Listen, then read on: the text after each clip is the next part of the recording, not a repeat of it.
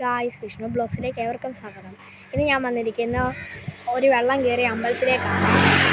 ഇവിടെ ഫുള്ളും വെള്ളം കയറി കിടക്കുകയാണ് ഈ അമ്പലത്തിൽ. ഞങ്ങളുടെ വീട്ടിനടുത്തുള്ള ഒരു അമ്പലമാണ്.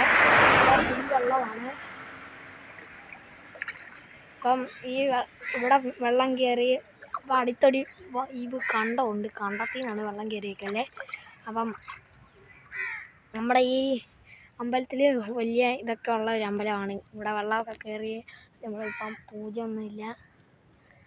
അപ്പോൾ ഇവിടെ വെള്ളം നല്ലപോലെ കയറിയിട്ടുണ്ട്. കഴിഞ്ഞ വെള്ളമൊക്കെ വരുന്നതിന് മുമ്പ് ഇവിടെ ഭയങ്കര വെള്ളമായിരുന്നു. ഇതിനെക്കാട്ടും മുട്ടറ്റം വെള്ളത്തിലായിരുന്നു ഇവിടെ വെള്ളമൊക്കെ കിടന്ന്.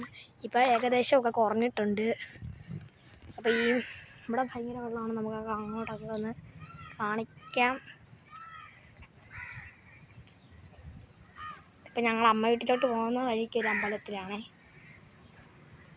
ഈ മാടങ്കുന്ന് ശ്രീ ശിവൻ്റെ അമ്പലത്തിനടുത്താണ്.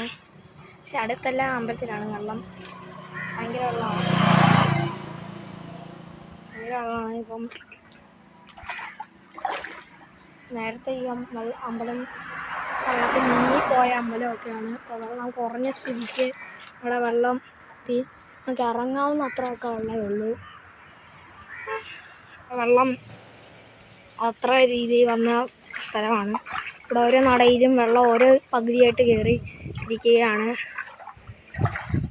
അപ്പം ഇവിടുന്ന് വലിയൊരു പുറകിൽ കൂടെ കാണാൻ പറ്റും.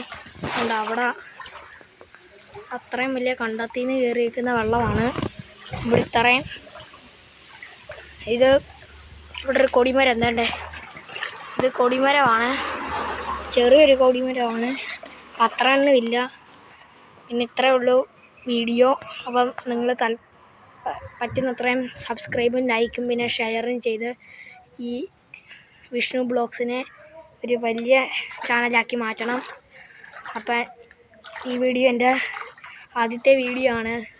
വല്ല മിസ്റ്റേക്കോ വല്ലതും ഉണ്ടെങ്കിൽ നിങ്ങൾ ക്ഷമിക്കണം.